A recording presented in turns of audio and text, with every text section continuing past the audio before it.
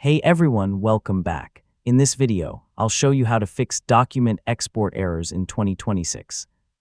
If you're unable to download your documents or the export process keeps failing, this guide will walk you through the most effective solutions step by step. First, make sure your device is connected to a stable internet connection. A weak or interrupted connection can prevent Documint from completing the export process successfully. Next, refresh the document page and try exporting the document again. If the issue continues, sign out of your account, sign back in, and repeat the export. Now review your document template to make sure all required fields are completed correctly. Missing or invalid data can sometimes cause document generation or export failures. Next, generate a new test document before exporting. Confirm that the document is created successfully and that all formatting, text, and dynamic fields appear correctly.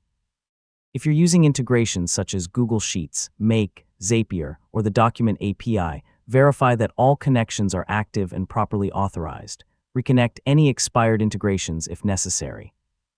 Now clear your browser's cache and cookies, or try exporting the document using a different supported browser. This can help resolve browser-related download issues. Finally, if you're still experiencing export errors, check whether Documint is having a temporary service issue.